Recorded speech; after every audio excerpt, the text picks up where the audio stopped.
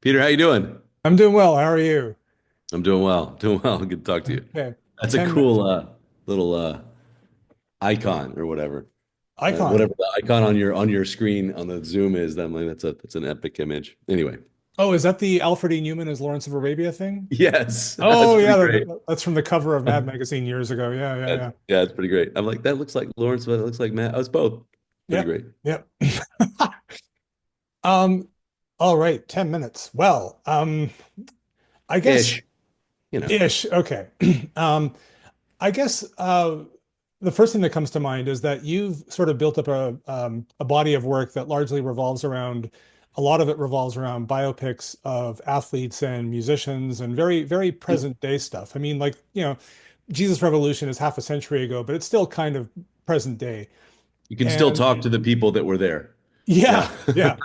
yeah. Um, well, and also in terms of production design, you don't have to like worry about like ancient fortresses and armies and all Mm. that stuff. So, but I know that you did at one point in your life, you did make a series of short films called God Provides. So you have some experience with biblical material. So You've to done your what, research, sir, oh, wow. So many years ago. Yeah. So, to what degree is this a change of pace and maybe even a learning curve? And to what degree is this familiar territory for you? That's a great question. On the one hand, yes, God provides. I did in 2007 or eight. Dean Jones, the Disney Mhm. legend, played Abraham in an Abraham and Isaac short film. I loved working with him and hearing his stories, um, and really enjoyed it. And that was one of the first times that I like this Ken Burns idea of emotional archaeology, I think he calls it, and of taking a story that old and saying, what would it be like? These were people. These were people with feelings, and relationships and all the normal things that we go through. So, what would it have been like to live this story? I think it was familiar territory in that, adapting true stories has been, the greater part of my career, at least as a director. And so there was a familiarity to really trying to understand the deeper themes of a story and the truth of a story and adapt it well. And but David, it was sort of like the story to work towards and work up to for many, many years. It was the first script I ever wrote when I was in my early 20s. And indeed, I started dreaming of that project when I was 16. I went to Israel with my dad, my first camera, and just the biblical stories sprang to life. I mean, it's just there's so much history there. You feel it in the ground, and so I had been dreaming of this project for many years, and a lot of the other projects were trying to develop the skill set necessary to someday do David's story. And I think this is the only way to do it, as a series. I don't. I think that the reason why maybe there's not a definitive David movie is because the story is so big. I mean, it's Mm. just it's an odyssey, and so I think that a multi-season for kind of exploration of the character is necessary. And so there's quite a learning curve. First time I've ever done a television series. First time I've ever done sort of an epic sword and sandal genre, except for those short films so many years ago.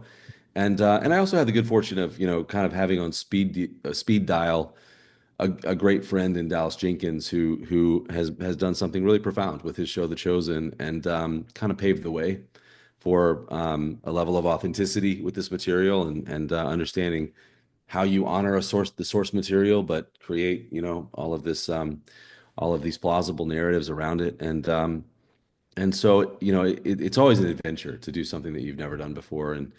But I think my whole body of work kind of led to this story in a way. And so I had the most fun I've probably ever had working on anything on House of David. I really, really, really love it, and I love what we were able to create together. Okay. Many years ago, I won't say how many, when I was at university, I wrote a big, big, big term paper on giants in the Bible, looking at all the different passages and everything. Okay. And I have to say, like your typical David movie will show a giant, it'll show Goliath, and that's kind of it. And I think I can say without saying anything spoilerish that it looks like I've only seen the first three episodes, but it looks like your series is really getting into the origin story. And as somebody who's read about and written about these passages, I have to say that there are these little Easter eggs in the dialogue that refer back to Genesis and Joshua and stuff Hmm. like that. So you are leaning into that aspect of the story far more, I think, than any other David movie I've seen. And Yes. yeah, so what was the decision behind that?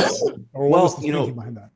that's a great question. I think you're going to like episode six once you get Six. there, because we do Okay. really go into the mythology of Goliath, at least what he would have believed, of what his mother told him, and it's fascinating. This whole these Easter eggs in the Bible about the Nephilim, Mhm. about the descendants of angels and mankind, and where it I think absolutely matters in our story is this giant Goliath taunted Israel for 40 days. And so something would have been very terrifying about him. And I like this little passage when Moses sent spies into the land, 500 years before our stories, and they said, we can't do it. They said this interesting thing. They said, the cities are fortified, the people are really tall, and there's sons of Anak there, which is basically what that means is that at least Israel would have thought as they talked around, fires at night, that those giants are actually basically demigods. And that's how afraid they would have been. So Goliath wasn't just a tall guy out there. Mhm. Israel would have at least thought, whatever you want to believe is true or not, that was, kind of like Thanos out there, and that really that is the terror that he would have struck into the into the into the Hebrew army because of what they believed and because of the mythology and the stories that they had shared. And that's how we treat it in the series. Is it true? I don't know. But this is what Goliath would have been told by his mother. This is what Israel would have thought. And that lends itself to the power of the character. And Martin Ford portrays it incredibly well. In fact, there was a question when the trailer came out, was David afraid? uh, because the text in the Bible, is very bold. He's like, you come with sword and spear. I'm coming in the name of the Lord, and I'm going to kill you. But portraying it, Martin's a wonderful guy. I mean, he's 6'8", but he's very broad. He's like Thanos, big guy. And we had maybe 100 extras, certainly not 100,000 that were there. And just filming it was terrifying. I mean, just looking at it through a camera, knowing it's all fake was just terrifying. And it reminds me that David had to step out on that battlefield in faith and step well beyond his fear to face that giant. And so we really do explore the mythology of Goliath in a cool way. And there's so many cool things in the story at that time. It is really kind of in that Lord of the Rings genre. There's Mm. giants. There's Samuel is very much like a Gandalf type character, and all those elements are there from stories that I really love. I'm a huge fan of any hero's journey or fantasy epic. I'm a nerd for, and this really is has some of those themes that drive it, even though it's a true story and a biblical story. I was definitely picking up some Lord of the Rings vibes from certain scenes in episode three in particular. And again, I won't say details because I don't know how many details you want to get out there this early, but um, valleys. I'll just say valley, and we'll just like a Return of the There's a King vibe in Yeah. there. But yeah. Yeah, there's but that's what I love is that I think if as I am, you've either, raised where religion is a huge part of your life or raised to love the Bible or I just genuinely love the words of David. I think he's Mm. an enduring poet and songwriter, let alone one of the most famous kings for a reason. It's beautiful words and authentic words. Um, but also if you just know nothing about the story, um, I think you'll be able to find your way quickly because it's driven by these same archetypes that drive Mhm. some of the more famous heroes' journeys. And in fact, I kind of think David is the origin in some ways, or one of the origin stories of the hero's journey stories that we tell today. I mean, this is sort of like the original, Okay. boy chosen to be king, and in this 3,000-year-old story. There are some other supernatural elements in the series as well, at least based on the th I mean, it's even kind of evident in the trailer. It seems like there are some supernatural things like I don't know what's going on with David sticking his hand in the water. I think that's David and having the fire and the water seems to move. I don't know what's going on there, but even in the Yeah, episodes I've seen, the depiction of the Amalekites, for example, yeah, there's and the basically I'm just kind of wondering like in adding these extra elements, they're not just like extra historical dramatic elements, but there's like you're touching on potentially extra supernatural elements yeah. that might push the story more in a fantasy direction. And how are you anticipating the reaction from fans and Bible nerds and so forth who say, "Well, that's not in there," and Well, I you don't know know. what's funny is I look forward to the discussion because that's the Yeah. crazy thing is that it is like Saul summons Samuel's spirit with this witch of Endor. That's it. Hmm. That's not in the season that we're telling, but that's in the Bible. Saul is sort of like tormented by a spirit in a spiritual realm after this encounter with Samuel, which I've always considered like the upside down in Stranger Things. That's there, that's in the Bible. The mythology of the giants and the Nephilim is all over the Bible, and it is this time of priests and seers that were very much like Gandalf, and then it was a transition to the time of kings. So a lot of these really cool, somewhat mystical elements are in the Bible itself, but just unexplored. And as a storyteller, I'm like, why did I mean, you're a fan of the mythology of giants and Nephilim. Like, why Hmm. has no one integrated that in some way? Because it's as a storyteller, it's just cool, and so there's a lot of really cool elements that are actually in the Bible itself.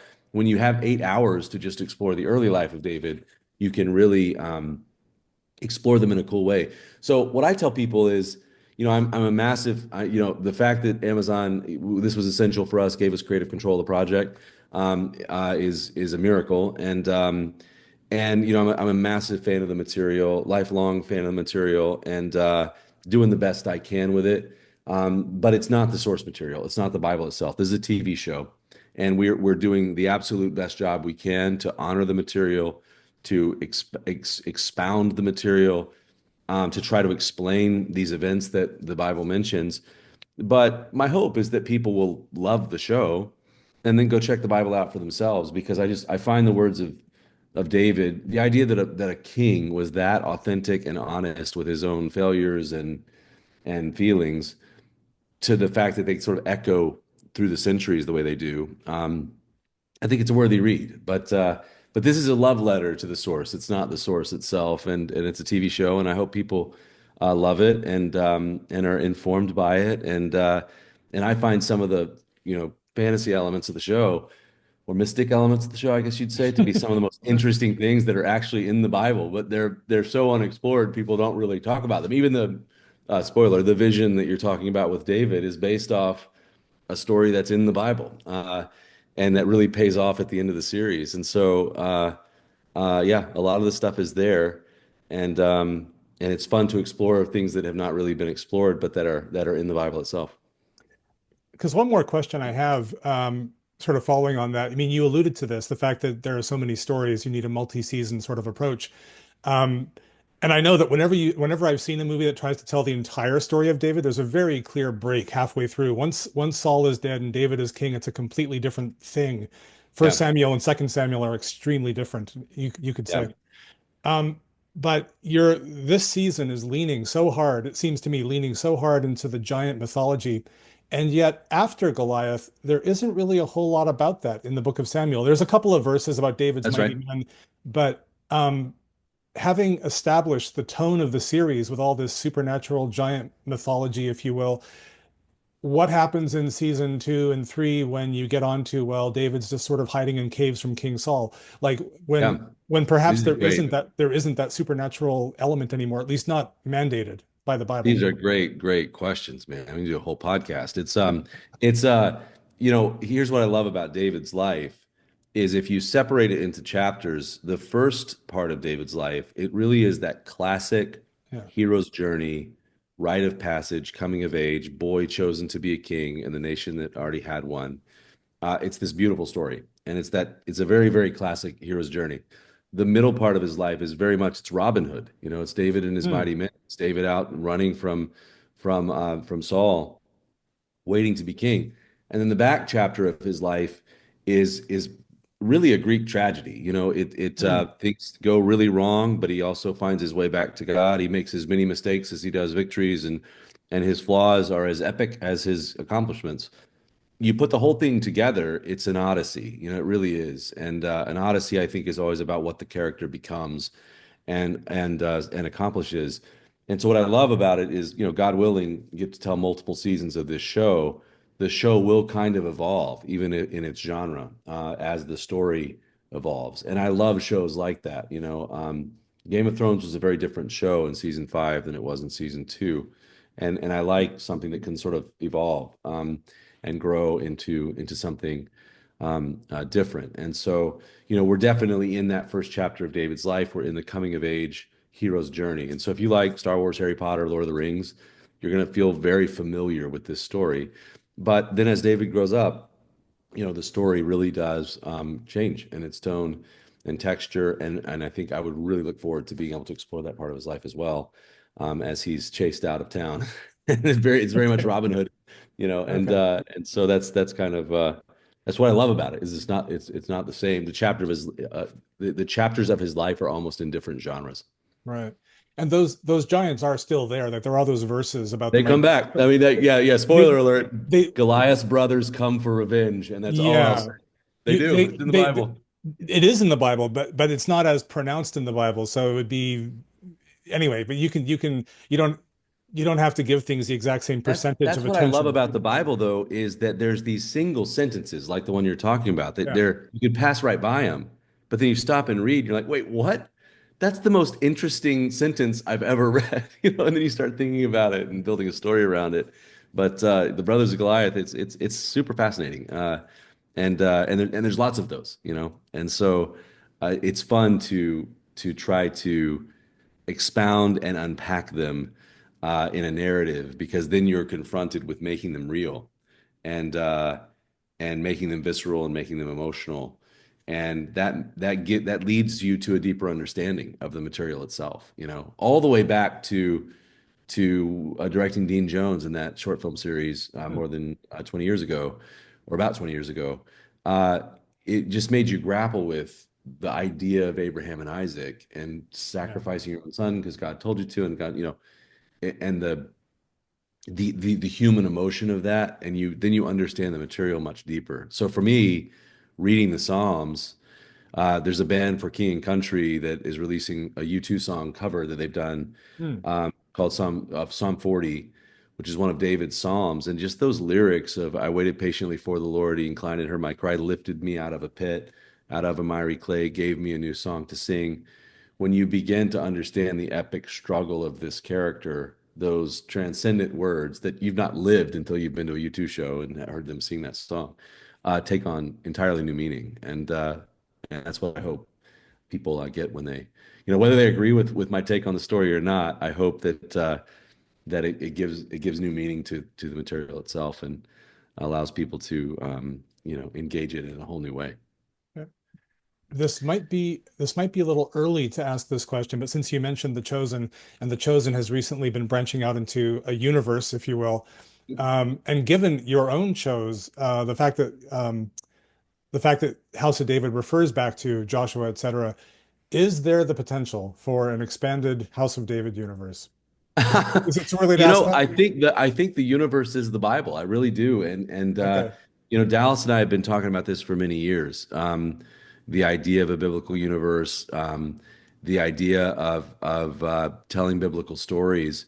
Um, and I'm really excited about some of the ones that he's taking on. And there's some that I want to do as well. But David has always been to me the Mount Everest of stories that I wanted to tell.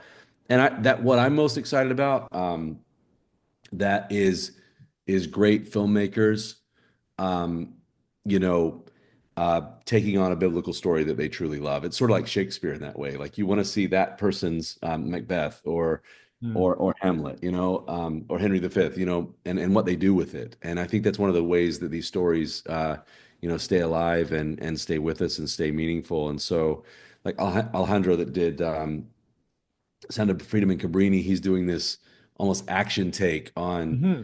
on the escape of Joseph and Mary from Bethlehem, chased by Herod, and I can't wait to see what he does with that because he's become a master filmmaker. And then Dallas has always wanted to do Moses, but I think he's going to give a really interesting take to that story, and so that's what I love. So I just love, I would rather be a small part of something big than a big part of something small, and so I love to just be one of the voices that's trying to say this book is meaningful and life changing, and these stories transcend the ages for a reason.